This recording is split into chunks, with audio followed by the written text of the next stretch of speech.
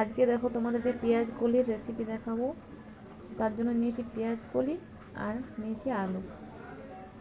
এগুলো কেটে নেব ভালো করে। আর দেব হচ্ছে আদা, পেঁয়াজ, রসুন, এগুলো একটু বেটে নেব। তো সব বেটে তোমাদেরকে সব কেটে বেটে তারপর তোমাদেরকে দেখাচ্ছি। এ দেখো কাটা হয়ে গেছে, আমার ওদিকে বাটাও হয়ে গেছে। তো এবার দেখো কড়াই বসিয়ে দিয়েছি। তো কড়াইয়ে রাঁধুনি আর জিরে আর মৌরি ফোড়ন দিয়ে দেবো। তো ফোড়নটা একটু ভাজা ভাজা হয়ে গেলে তারপর দিয়ে দিচ্ছি লঙ্কা চিরা, কাঁচা লঙ্কা চিরা। তোমরা শুকনো লঙ্কাও গুঁড়োও দিতে পারো, শুকনো লঙ্কাও দিতে পারো। একটু ভেজে নেবো। একটু হলুদ দিয়ে একটু ভেজে নেবো। জল বেরিয়ে গেছে তো একটু নেড়ে চেড়ে নেবো। তারপরে এরকম আমি আদা, জিরে, পেঁয়াজ, রসুন একসাথে বেটে নিয়েছি। তো এটা দিয়ে দিচ্ছি। একটু ধনিয়া দিয়েছি গোটা, একসাথে বেটে নিয়েছি। এটা দিয়ে এবার একটু নেড়ে চেড়ে একটু ঢাকা দিয়ে দেবো। একটু নুন দিয়ে দেবো,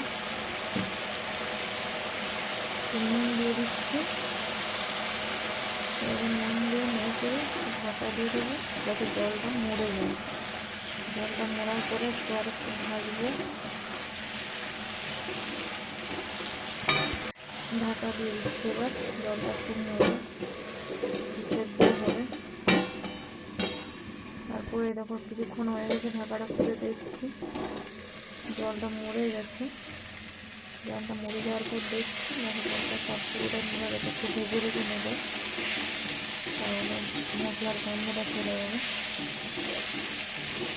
তারপর আবারও একটুখানি জল দিই, ভেজে নেবো হয়ে গেলে। তারপর আবার একটু জল দিয়ে ঢাকা দিয়ে দেবো।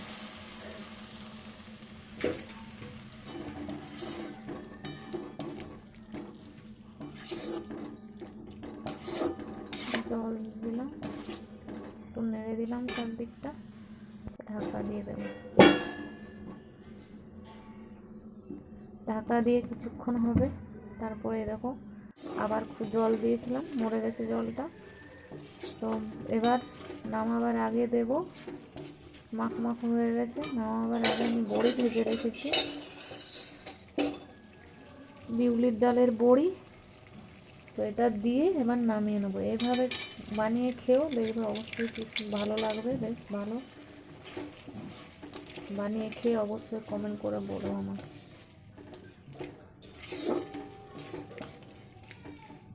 চলো এবার নামিয়ে নেব।